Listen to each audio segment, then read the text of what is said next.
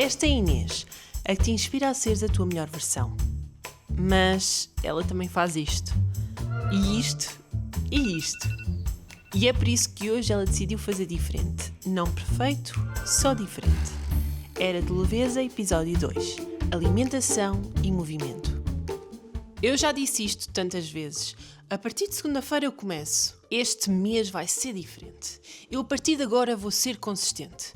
E depois não fico. Perco o interesse, perco a motivação. E o pior de tudo é que depois vem a culpa. Como se houvesse algo de errado comigo. Como se toda a gente conseguisse, menos eu. Mas o que eu comecei a perceber é que o problema não era falta de disciplina. Era mais a forma como eu estava a tentar fazer tudo isto. E eu estava a tentar encaixar-me num molde que não era o meu. E por isso vamos começar pelo princípio. Pelo interior, aquilo que tu metes dentro do teu corpo. Pela alimentação. Eu sendo mesmo honesta com vocês, eu neste momento estou na pior forma física que alguma vez tive na minha vida. E eu não estou a dizer isto de forma dramática, é mesmo uma constatação honesta. Passei por uma fase menos boa na minha vida e isso levou-me a certos comportamentos que agora se tornaram um hábito muito mau. E foi exatamente por isso que eu comecei a querer perceber o que é que estava a acontecer com o meu corpo. Não para entrar no modo extremo, mas apenas para perceber. E antes de entrar no vídeo, eu também devo dizer que eu já fiz um vídeo de 30 dias sem açúcar. Se vocês ainda não viram, eu vou deixar aqui.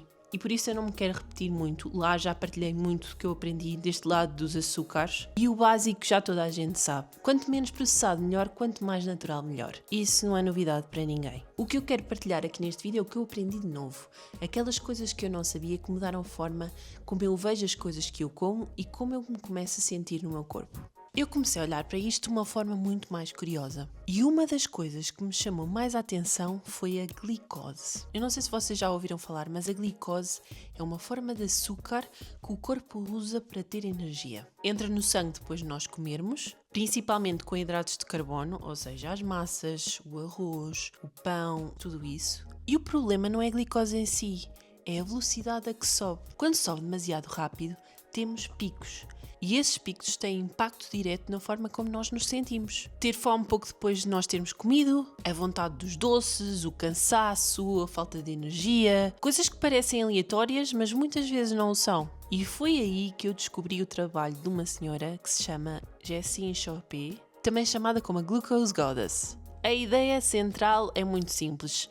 Não é o que comes, é como é que comes. E eu decidi testar isso. Sem muita obsessão, só mesmo a observar para depois também poder partilhar aqui com vocês. A primeira coisa foi a ordem da comida.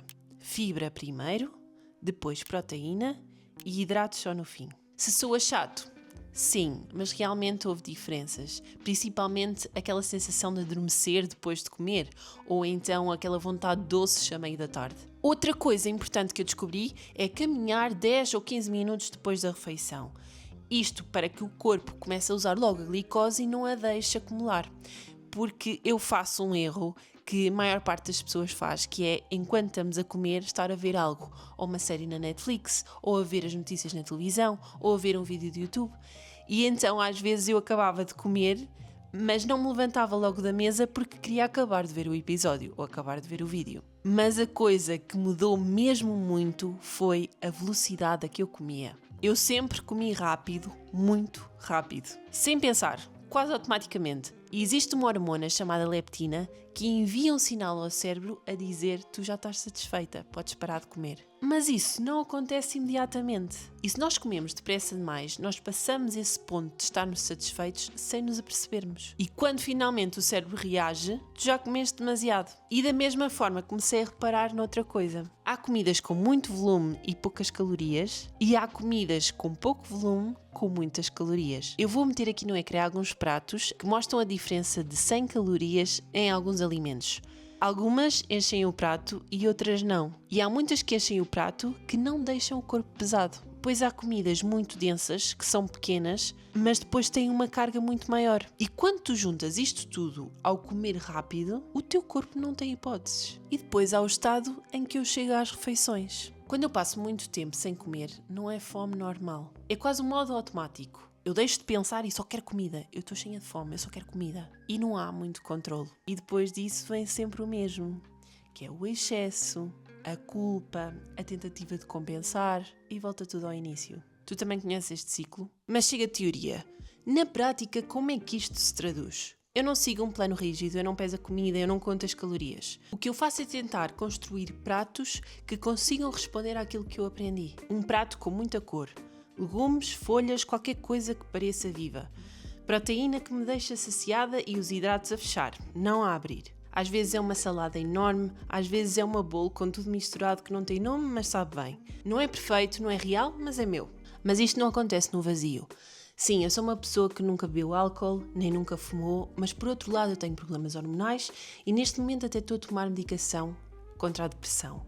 E eu durante muito tempo tentei ignorar isso, como se não tivesse qualquer impacto, mas a verdade é que muda. Muda a energia, muda o humor, muda a fome, muda a forma como o meu corpo responde. E ignorar essa parte só fazia com que eu me sentisse pior comigo mesma. Como se eu estivesse sempre a falhar, quando na verdade havia muito mais variáveis que eu não estava a ver. E em vez de ver isto como falta de disciplina, eu comecei a vê-lo como um sistema. Corpo, mente, contexto. Estas três coisas estão completamente ligadas. E é por isso que a seguir a alimentação, temos de falar do movimento.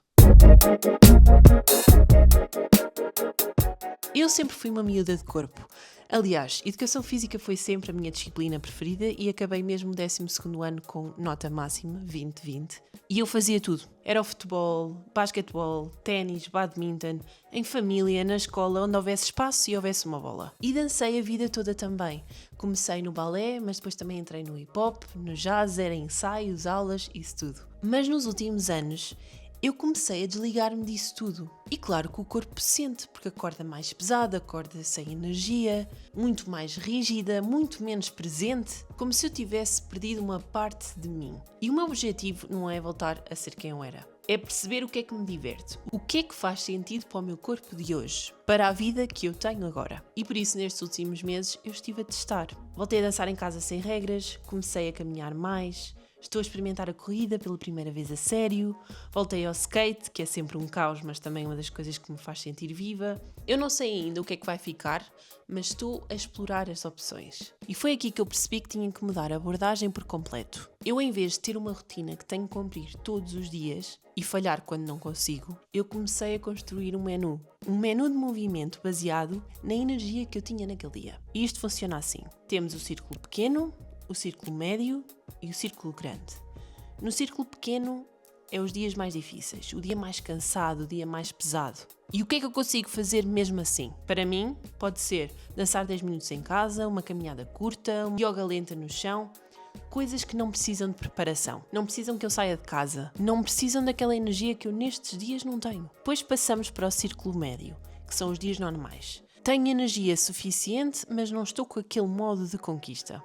Aqui entram uma corrida curta, o skate, uma aula de exercício físico mais ativa e depois temos o círculo grande, que são os dias em que eu estou mesmo bem. E esses dias existem, aliás, estes últimos dias a minha energia tem estado neste círculo grande. E quando existem, eu quero aproveitá-los. São os treinos de força, basquetebol, surf, nadar, coisas que me fazem sentir viva de uma forma diferente. A ideia não é ser consistente no mesmo movimento. É ser consistente em ter movimento. E isso muda tudo, pelo menos para mim. Porque nunca mais há um dia em que a única opção é o círculo grande e depois não tenho energia e falho. Mas saber o que fazer não chega. Eu precisava de saber quando o fazer. Eu descobri que se acordar e ficar a pensar quando é que eu vou fazer exercício hoje, eu acabo por não o fazer. A decisão em aberto é o meu maior inimigo. E isso eu já descobri. Por isso eu tentei encaixar o movimento em coisas que eu já faço todos os dias.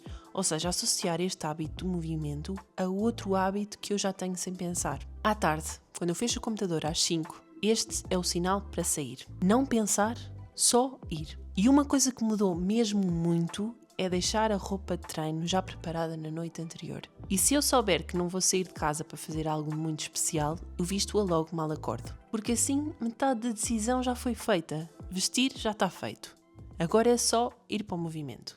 E agora o que eu acho mais importante neste vídeo é dizer o verdadeiro porquê. A razão por trás deste capítulo 2 da Era de Leveza. Porque isto não tem só a ver com saúde, isto não tem só a ver com hábitos. O meu canal e sobretudo esta Era de Leveza é sobre encontrar-me. Perceber porque é que eu procrastino, porque é que às vezes eu não gosto de mim, porque é que eu nunca estive numa relação amorosa. E isto está tudo ligado. E a alimentação e o movimento entram aqui da mesma forma. Eu estou numa altura em que não estou bem com o meu corpo. Eu até há poucos anos atrás, eu nunca tive problemas com o meu corpo. E nessa altura, eu não me comparava tanto. Não ficava presa naquele loop de olhar para outras pessoas, para o corpo das outras pessoas. Havia qualquer coisa no facto de eu me estar a sentir bem com o meu corpo que me protegia disso, da comparação. E agora que eu não me sinto bem com o meu corpo, eu percebo perfeitamente a diferença. Parece que em algum momento eu desisti, e provavelmente terá sido há mais ou menos 2 anos. E não foi de uma forma dramática, não foi de uma forma consciente. Foi aos poucos e de repente eu estou aqui neste momento em que não me sinto confortável. Mas eu sei ao mesmo tempo que desistir não vai fazer com que eu goste mais de mim. Isso nunca funcionou e nunca vai funcionar. O que funciona é a disciplina, é ver os resultados, é ver que eu estou a fazer algo para mim e não contra mim. Por isso, todo este vídeo não é sobre ter o corpo perfeito. É sobre voltar a ser alguém que não desistiu a investir em si própria. Mas deixar aqui bem claro que desde que comecei este novo capítulo da alimentação e do movimento, que eu já fui comer hambúrgueres, já fui comer pizza, já bebi Coca-Cola, já comi doces. Esta última semana eu estive doente e estive no sofá. E como não estava a fazer movimento porque o meu corpo não tinha essa energia, caí naquele erro de dizer, então também posso comer mal. Quando voltar a fazer movimento, volto ao rigor. E este mindset ainda precisa de muito trabalho, porque eu caio nesse erro montes de vezes. Mas o que me dou é que já não fico tanto tempo nesse mindset e volto sempre. Talvez seja isso, não a perfeição, mas o voltar, que está a fazer diferença desta vez e que sei que vai fazer diferença desta vez. Talvez seja isto mesmo que eu estou a tentar aprender. Não o controle total, não o caos, mas o que está ali no meio. Um lugar onde não estou completamente em guerra comigo mesma. Só a voltar. Sempre a voltar. E isso sim já pode ser suficiente. Quero só terminar este vídeo a dizer que este capítulo vai ter uma segunda parte, porque isto de alimentação e movimento podia dar toda uma nova série, mas eu não quero fazer isso. No entanto, este vídeo foi muito mais baseado na parte da teoria e a partir de hoje vou começar a filmar, a partilhar também uma parte mais prática e mostrar como é que eu insiro toda esta teoria no meu dia-a-dia. Por isso, vemo-nos para a semana com um vlog e a segunda parte deste capítulo de alimentação e movimento.